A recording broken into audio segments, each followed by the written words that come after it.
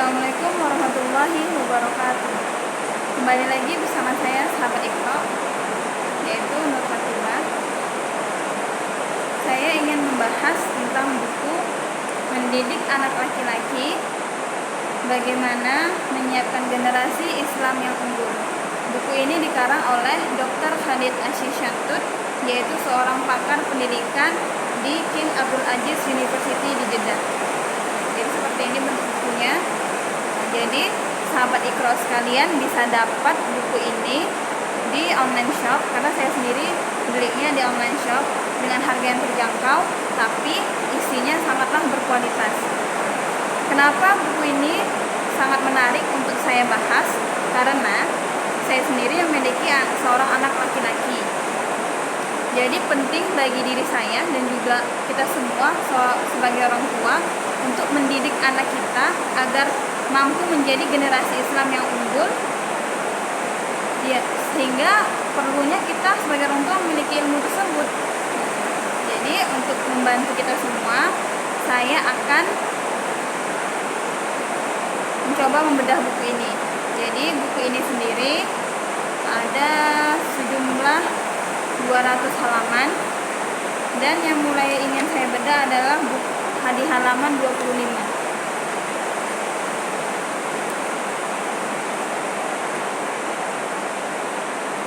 Kenapa buku ini bercerita tentang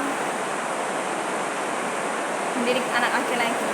Karena anak-anak laki-laki identik dengan yang namanya seorang pemimpin. Dalam Al-Quran sendiri dikatakan Ar-rijalun qawwamuna 'alan nisa.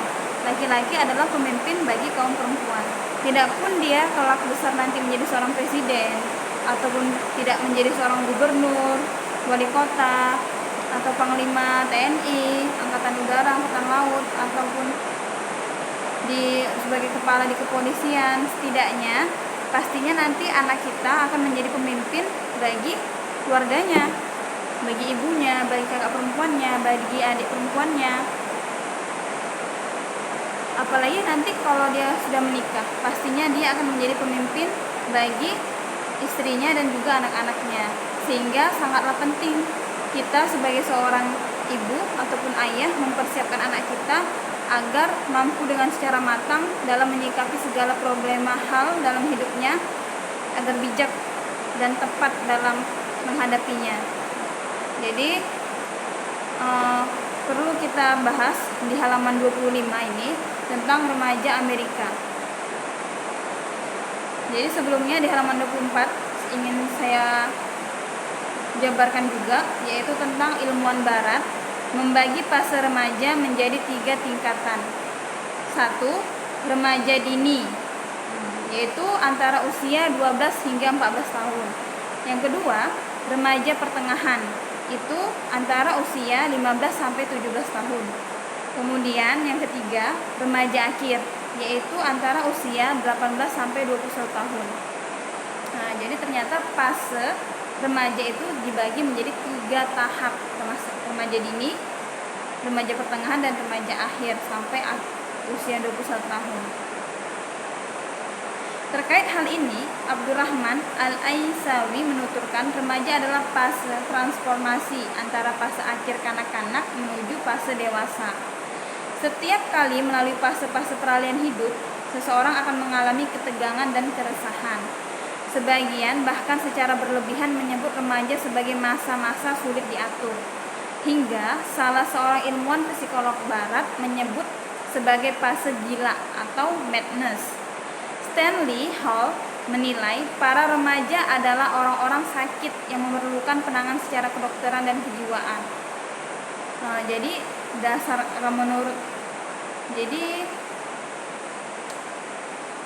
sebagian besar tadi menyebut kalau remaja itu adalah masa-masa yang madness, masa-masa fase gila, karena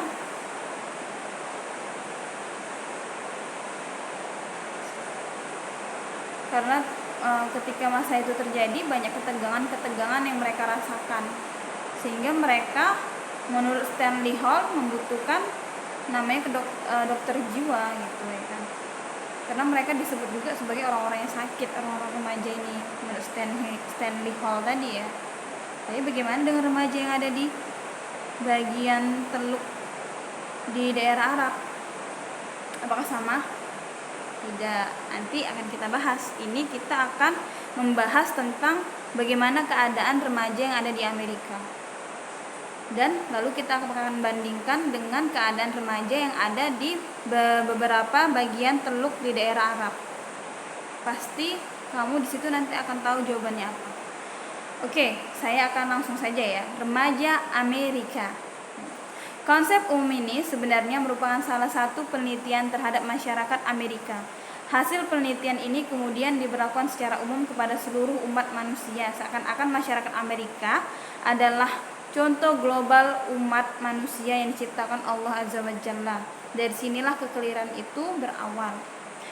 Kamal Dasuki menuturkan, mungkin perubahan pada remaja itulah satu-satunya penyakit kejiwaan yang berhasil didiagnosa oleh Ronson dan murid-muridnya pada tahun 1962. Melalui serangkaian data yang telah dipersiapkan di berbagai negara bagian Amerika bagi para pasien remaja usia 10-19 tahun yang pernah mengunjungi 788 klinik kejiwaan. Wah, ternyata jumlah klinik kejiwaan yang di Amerika itu banyak sekali.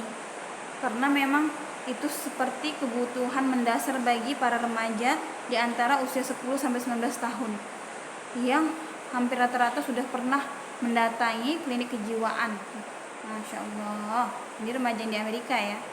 Disebutkan pula 54.000 remaja mengalami gangguan perubahan kejiwaan. 3% saja yang tidak mengalami guncangan kejiwaan.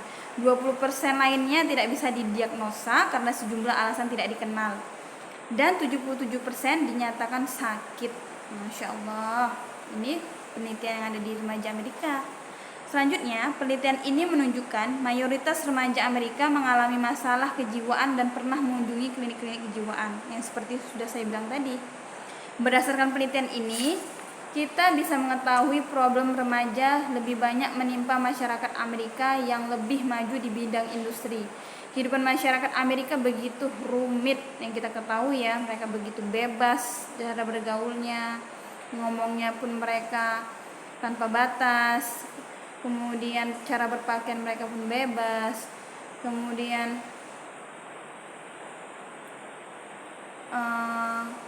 ya seperti kita lihat di TV-TV. Kemudian kehidupan masyarakat Amerika begitu rumit dan menyimpang dari fitrah, hampir sama seperti penyimpangan dalam masyarakat jahiliyah. Oke. Jadi kesimpulannya, berdasarkan penjelasan di atas, konsep remaja yang banyak beredar di kalangan masyarakat luas mengerucut pada dua sisi. Pertama, remaja adalah fase ketegangan, goncangan, dan sulit diatur. Untuk itu, pihak pengajar harus menutup mata atas semua kekeliruan yang dilakukan para remaja selama mereka melalui fase ini, mengingat remaja adalah orang sakit, dan orang sakit itu punya kesalahan. Ini adalah kesimpulan berdasarkan masyarakat luas ya. Tapi itu I think that's wrong. Nah, yang kedua, remaja adalah fase yang pasti dilalui setiap orang. Betul sekali. Bermula dari masa balik dan terus berlangsung hingga masuki bangku kuliah. Fase ini akan dilalui semua anak laki-laki maupun perempuan di seluruh dunia. Oke. Selanjutnya, sebelum kita membandingkan dengan bagaimana keadaan remaja yang ada di teluk bagian Arab, sebelumnya saya juga akan menjelaskan tentang definisi remaja menurut psikologi. Remaja adalah fase transisi dari kanak-kanak menuju dewasa. Remaja merupakan serangkaian perubahan yang terjadi dalam pertumbuhan fisik, akal, jiwa, dan sosial seseorang. Fase peralihan yang merubah remaja menjadi orang dewasa, di mana dalam fase ini akan terjadi banyak perubahan pada fungsi hormon seksual, perubahan akal, dan fisik. Remaja adalah perubahan cepat. Perubahan selalu menyertai setiap makhluk hidup. Manusia terus berubah tanpa henti sampai dia meninggal. Pada masa kanak-kanak, perubahan berlangsung lamban, berbeda dengan perubahan saat remaja yang berlangsung sangat cepat sekali. Jadi masa remaja adalah masa perubahan yang sangat cepat sekali, baik itu dari segi perubahan akal, kemudian hormon seksualnya, seperti itu. Dan apalagi juga perubahan fisiknya juga akan langsung jelas nampak ketika seorang itu sudah remaja, sudah balik kalau dalam Islam. Yang laki-laki sudah ihtilam atau mimpi basah, yang perempuan sudah haid atau menstruasi. Kemudian selanjutnya to poin saja akan saya perbandingkan dengan remaja di bagian Teluk Arab tadi ya. Itu ada di halaman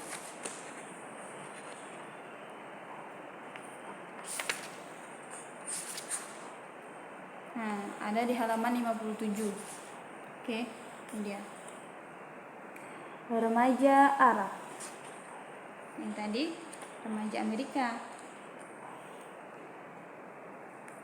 Nah, kalau yang tadi remaja Amerika nih dia. Remaja Amerika. Oke, remaja Arab. Mau tahu bagaimana keadaan remaja Arab? Yuk, dengarkan saya. Dalam sebuah penelitian terhadap 380 remaja kawasan Teluk yang dipilih secara random atau acak pada anak-anak dengan tingkat ekonomi menengah atau sederhana antara usia 11 sampai 18 tahun menunjukkan bahwa 50% mengalami sebagian gangguan fisik. Nah, yang kedua, 73,7% enggan sekolah karena perhatian yang mereka dapatkan.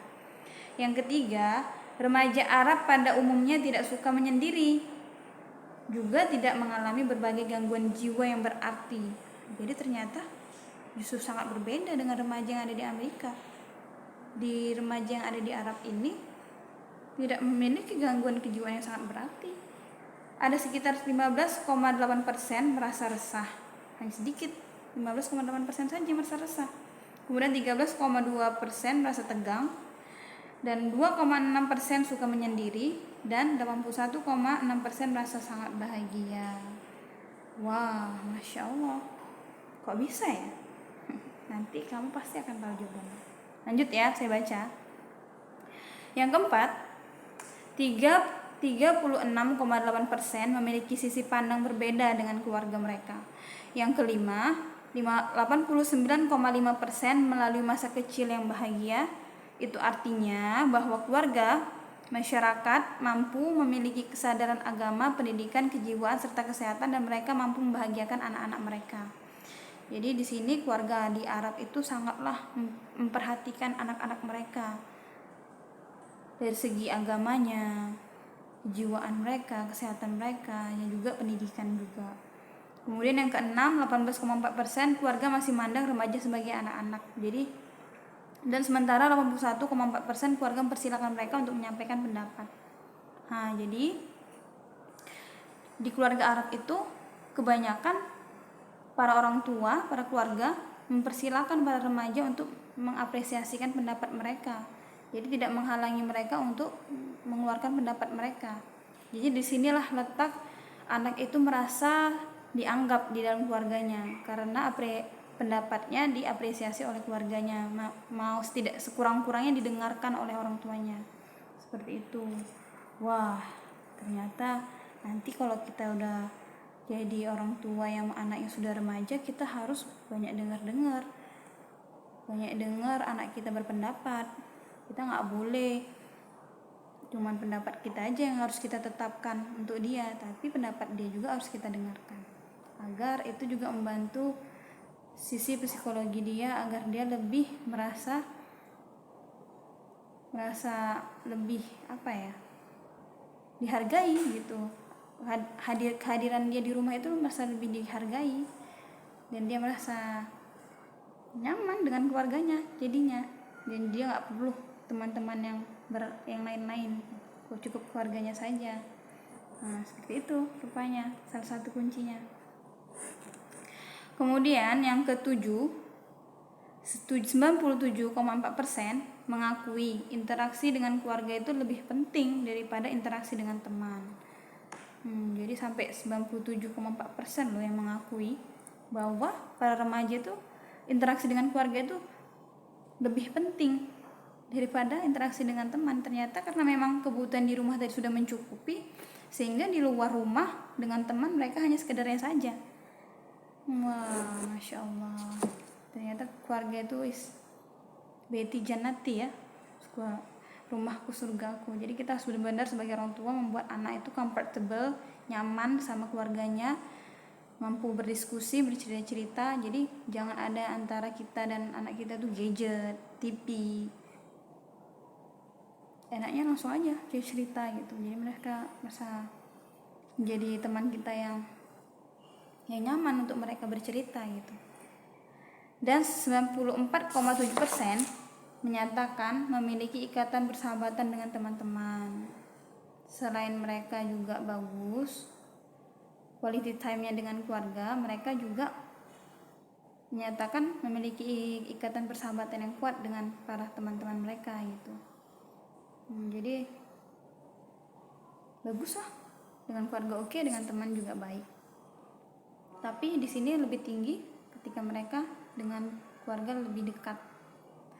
Kemudian yang ke-8, 89,5% membantu ayah melakukan pekerjaan. Jadi banyak para remaja Arab itu membantu ayahnya untuk bekerja juga. Kemudian 78,9% para remaja itu suka berolahraga dan 71,71% suka menonton televisi. Jadi Dr. Al-Asyawi menuturkan melalui penelitian ini kita bisa mengetahui dengan jelas sejauh mana perbedaan antara remaja Arab dengan remaja yang ada di masyarakat barat, yaitu remaja Amerika tadi. Hasil penelitian menunjukkan keresahan dan guncangan mental tidak harus ada dalam fase peralihan. Dari sini diketahui pula remaja merupakan penyakit jahiliyah. Gambaran responden di atas yang merupakan masyarakat Arab dan Islami di kawasan Teluk menunjukkan kehidupan Islami masih ada, termasuk perhatian terhadap anak-anak. Perhatian terhadap anak ini ternyata dapat menjauhkannya dari keresahan dan guncangan mental selama masa remaja. Wah, Masya Allah. Jadi perhatian yang sangat terhadap anak tadi itu mampu menjauhkan dia tadi dari resah dan guncangan mental tadi, karena dia merasa diperhatikan oleh keluarganya. Masya Allah. Dan juga rata-rata masyarakat Arab ini adalah masyarakat Arab dan Islami di kawasan Teluk menunjukkan hal tadi. Kawasan Arab ini adalah masyarakat yang Islami, yang religius terhadap agamanya, yang taat, yang dimana anaknya kalau masih kecil-kecil itu sudah diajari mengaji, sholat, pergi ke masjid. Jadi di situ juga membantu mereka dalam mendapatkan ketenangan rohani, kebatinan gitu. Selanjutnya juga, resah dan guncangan mental sebenarnya tidak terbatas pada fase remaja saja ternyata. Apalagi gejala kejiwaan ini bukan merupakan efek dari fase tersebut. Jadi gejala kejiwaan itu tidak mendominan itu untuk fase remaja doang gitu, tapi bisa menjangkit kepada semua fase. Resah dan guncangan mental berlaku secara umum dalam kehidupan setiap orang. Sejak kecil hingga kematian datang menjemput, kita pasti akan merasakan kegelisahan dan keresahan itu. Jadi penyebabnya bukan masa remaja saja, bukan masa remaja tersebut, namun lebih pada penyimpangan terhadap manhaj Allah. Jadi ini ternyata titik balik kuncinya, karena terjadinya penyimpangan terhadap manhaj Allah, terhadap syariat-syariat Allah yang masyarakat yaitu remaja Amerika, mereka tidak melaksanakan syariat Allah. Disitulah sebabnya mereka jadi mengalami keresahan dan guncangan mental tadi. Ya, dimana fitrah manusia diciptakan sesuai dengan manhaj tersebut. Anak yang ditinggal ibunya bekerja di luar rumah dan dititipkan kepada baby sister atau di tempat penitipan anak lebih banyak mengalami keresahan dibandingkan mereka yang diasuh ibu yang bekerja di dalam rumah dan bisa mengawasi anak-anak. Ternyata ini juga PR juga bagi kita yang ibu-ibu berkarir. Hati-hati loh. Ternyata anak yang terlalu lama kita tinggal dengan baby sister, kita titipkan di penitipan anak, itu juga akan mengalami gangguan mental tadi berupa keresahan, karena nggak selalu berada di sisi ibunya. Apalagi anak-anak itu kan identik dengan ibu ya. Udahlah, semoga Allah mudahkan ya. Semangat ibu-ibu karir.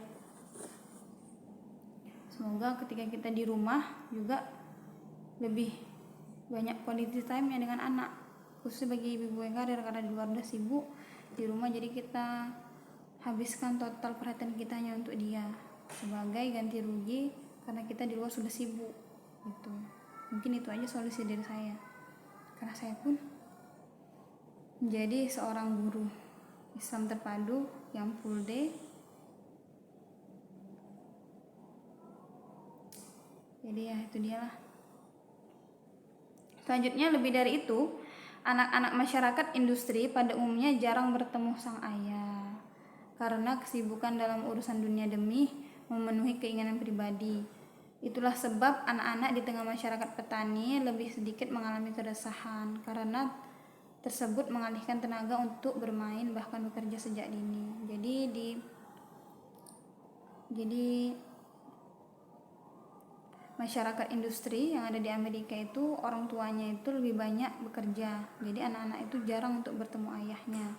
Beda dengan masyarakat yang ada di Teluk bagian Arab tadi, mereka justru membantu ayahnya bekerja menjadi seorang petani, dan bahkan mereka tadi sudah bekerja kan sejak dini, sehingga mengalihkan perhatian mereka terhadap sesuatu yang akan meresahkan hati mereka karena diri mereka sudah tersibukkan dengan suatu pekerjaan sejak dini tadi. Selanjutnya, selain itu, para orang tua di tengah masyarakat industri lebih sering dibiarkan oleh anak-anak mereka, bahkan dititipkan pada panti-panti jompo. Sampai-sampai mereka dibiarkan mati sendirian tanpa diketahui siapapun, hingga penduduk setempat baru berdatangan setelah bau busuk mayatnya menyebar kemana-mana. Berbeda dengan para orang tua di tengah masyarakat petani, mereka jauh lebih beruntung, lebih diperhatikan dan dimuliakan anak-anak mereka. Demikianlah model kehidupan dan tradisi jahiliyah yang telah menyimpang dari syariat Allah Azza wa Jalla. Jadi ternyata di sini baru kita kuak ya, bahwasannya di Amerika itu ketika orang tua mereka sudah tua, mereka membiarkan orang tua mereka, bahkan dititipkan di panti-panti jompo, sampai-sampai mereka itu kadang dibiarkan mati sendirian tanpa diketahui siapapun, sampai baunya busuk tadi baru tercium, baru mereka kubur gitu kan. Beda sekali dengan masyarakat petani tadi, yang orang tuanya tadi itu jauh lebih beruntung karena anak-anaknya lebih memuliakan mereka, lebih menghargai mereka sebagai orang tua. Banyak anak-anak petani itu yang berbakti bahkan kepada orang tuanya. Ternyata itu dia ya, ketika kita selalu dengan anak kita, maka pun dia akan selalu dengan kita ketika kita tua. Tapi ketika dari kecil aja dia sudah kita tinggal, maka pun ketika tua kita juga tinggal. Wah, ini juga jadi tamparan besar juga nih bagi saya. Tapi ingat, itu dia tadi kuncinya, kita harus quality time dengan anak kita. Oke, para ibu yang berkarir. Kemudian, para psikolog menegaskan sebagaimana disampaikan Al-Aisawi serta pada penelitian tadi, masa remaja berbeda pada setiap individu, tergantung pada lingkungan geografis dan model peradaban tempat remaja berada. Remaja di tengah masyarakat tradisional berbeda jauh dengan masyarakat yang lebih maju. Remaja kota berbeda dengan remaja desa. Ternyata berbeda ya, masyarakat Amerika yang negara maju, yang industri, sangat berbeda jauh dengan masyarakat remaja Arab yang berada di Teluk, yang pekerjaan orang tua itu banyak petani, pedagang. Ternyata kita tidak boleh menyamakan tadi, kalau remaja Amerika lah rule model untuk kita tiru gitu. Itu adalah sesuatu yang salah gitu. Kemudian tatanan sosial modern lah yang bertanggung jawab atas kritis yang dialami remaja, karena di tengah masyarakat tradisional seperti yang dijelaskan Margaret Mead, anak langsung menuju fase dewasa setelah melalui ritual tradisional tertentu. Selanjutnya di pundaknya dibebani tanggung jawab layaknya orang dewasa. Mereka terbiasa berburu dan mengembala, kemudian menikah dan membentuk keluarga, sehingga pas remaja tidak terlihat jelas di tengah-tengah masyarakat seperti ini. Mereka jauh dari perang batin dan penyimpangan sebagaimana dihadapi para remaja di tengah masyarakat modern. Nah, ternyata bagus juga ya kalau dari remaja itu anak-anak sudah kita embani tanggung jawab berupa pekerjaan, sehingga ketika mereka hormon seksual atau hormon suka dengan lawan jenis atau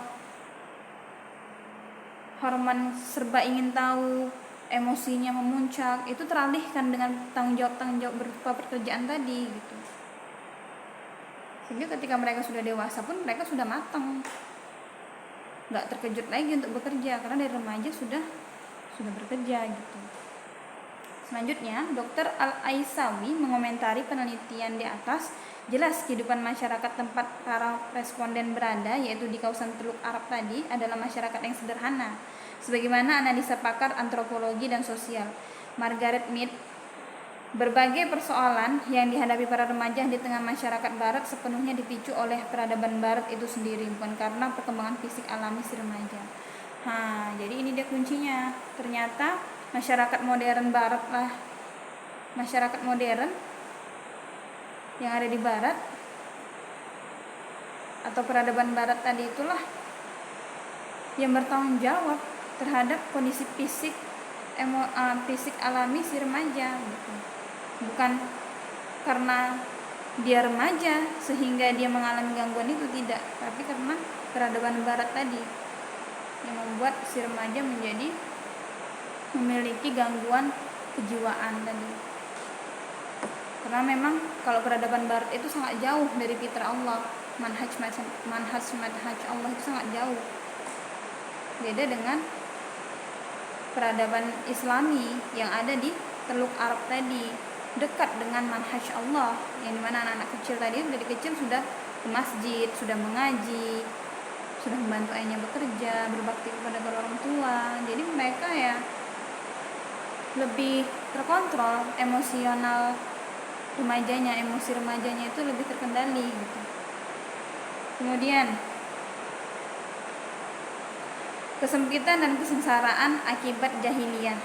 Para remaja juga seluruh manusia akan merasakan kesempitan dan kesengsaraan hidup tatkala menyimpang dari syariat Allah Azza wa Jalla. Ternyata tidak hanya remaja, tapi seluruh manusia di muka bumi ini pun akan merasakan keresahan jika kita sebagai manusia jauh dari syariat Allah Azza wa Jalla. Misalnya nih, kita satu hari ini bolong satu waktu aja itu galau rasanya, saya ya. Tapi jangan sampai kita bolong gitu. Semoga kita istiqomah sampai kita mati. Justru kita tenang kalau kita sudah selesai sholat 5 waktu. Apalagi tepat waktu itu sangat mengademkan banget jiwa kita gitu kan. Selanjutnya, tak lain karena Allah adalah pencipta yang maha mengetahui, mencipta manusia secara keseluruhan, menyematkan fitrah dan menyampaikan risalah lewat Rasulnya yaitu Nabi Muhammad SAW agar bahagia dunia dan akhirat. Sesuai manhaj risalah langit, jika manhaj Allah diikuti, manusia akan meraih kebahagiaan dunia akhirat. Dan siapapun yang berpaling pasti akan menghadapi kesengsaraan, keresahan dan guncangan mental, di samping berbagai penyakit fisik dan jiwa, derita dunia dan akhirat. Masya Allah. Dan ini bisa kita ketahui dalam Quran surah At-Toha ayat 124. Surah Toha ayat 124 ya. Boleh dibuka tuh Al-Qurannya. Allah Subhanahu wa taala berfirman, dan barang siapa berpaling dari peringatanku, maka sungguh dia akan menjalani kehidupan yang sempit dan kami akan mengumpulkannya pada hari kiamat dalam keadaan buta. Masya Allah. Jadi ternyata Allah sendiri itu sudah memperingatkan kita kalau kita berpaling dari peringatan Allah, maka kita akan mengalami kehidupan yang sempit, yang resah, yang gelisah, yang hampa, yang galau. Kalau kita tuh gak sholat, gak puasa, gak zakat, gak sedekah, ataupun gak haji gitu, kalau kita mampu, justru lebih memilih dunia, Masya Allah. Jadi harta itu gak berkah. Kemudian tadi dalam surat Toha tadi dikatakan juga, dan kami akan mengumpulkannya pada hari kiamat dalam keadaan buta. Nauzubillah min dzalik. Kenapa kita akan dikembalikan Allah pada hari kiamat nanti dalam keadaan buta? Jadi saya pernah nih lihat channel YouTube-nya Syekh Mansur As-Salimi. Itu merdu banget suaranya, saya suka itu. Kata dia, karena ketika kita di dunia selalu mendustakan ayat-ayat Allah tadi, kita mampu melihat, tapi kita tidak mampu, tapi kita tutup mata kita untuk melihat kekuasaan Allah dari seluruh penjuru dunia. Padahal Allah sudah mempertunjukkan secara nyata bentuk kekuasaan Dia dari seluruh alam ini, tapi kita pura-pura nggak tahu gitu, pura-pura nggak nampak. Jadi nanti di akhirat nanti kita akan dibangkitkan, akan dikumpulkan dalam keadaan buta tadi. Auzubillah min zalik ya. Padahal kalau misalnya kita teliti secara sains, itu mau itu bentuk rotasi bumi, pergantian siang dan malam, ada 2 laut yang tidak bisa menyatu karena satu airnya tawar dan asin gitu ya kan. Itu secara sains itu sudah terkuak oleh Al-Quran yang jauh sudah ada 1400 tahun yang lalu sebelum teknologi ini muncul gitu. Kalau laut itu pernah dibelah, kayaknya banyak deh. Bahkan justru banyak para ilmuwan Islam, para ilmuwan Barat yang masuk Islam karena meneliti tadi, dan ternyata sudah ada di Al-Quran tentang rahim, tentang bagaimana terbentuknya janin dalam rahim seorang ibu, yaitu pertama Allah memberikan dia setetes air menjadi segumpal darah berubah jadi daging tadi itu ada tulang belulang, baru dibungkus lagi daging, diberikan oleh Allah pendengaran sesuai proses yang dialami itu, yang seperti Al-Quran urutkan tadi. Masya Allah. Jadi jangan sampai lah kalau kita nanti mati dalam keadaan yang mendustakan ayat Allah tadi. Semoga Allah menggolongkan kita sebagai hamba-hamba Allah yang bertakwa, sehingga kita mampu mendapatkan ketenangan di dunia dan akhirat, insyaallah. Amin ya rabbal alamin. Dan semoga ini juga yang bisa kita terapkan kepada anak-anak kita untuk dari sejak dini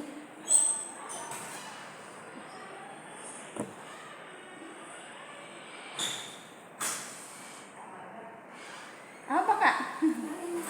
Iya bentar. Bentar ya. Sejak dini mengajarkan anak-anak kita tentang Islam, tentang sholat. Jadi itu sangat membantu sekali. Pendidikan dasar Islam, Al-Quran dan hadis, itulah yang penting yang kita tanamkan sejak dini oleh anak-anak kita.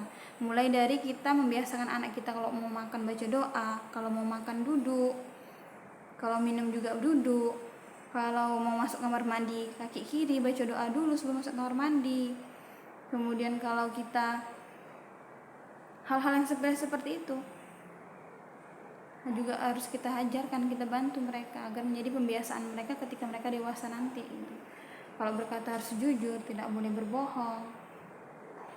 Kalau ada salah bilang minta maaf, kalau dikasih sesuatu oleh orang bilang terima kasih gitu. Masya Allah. Semoga kita mampu menjadi orang tua yang kelak anak-anak kita besarkan menjadi generasi yang unggul untuk Islam dan negara ini. Amin ya rabbal alamin. Itu saja yang ingin saya sampaikan. Lebih dan kurang saya mohon maaf. Kepada Allah saya mohon ampun. Sebelumnya saya mohon maaf sekali karena kata-kata saya belum sangat baik untuk tertata. Kalau ada kritik dan saran komen, bisa langsung komen di channel YouTube saya. Itu saja yang saya sampaikan. Wabillahi taufiq wal hidayah. Assalamualaikum warahmatullahi wabarakatuh.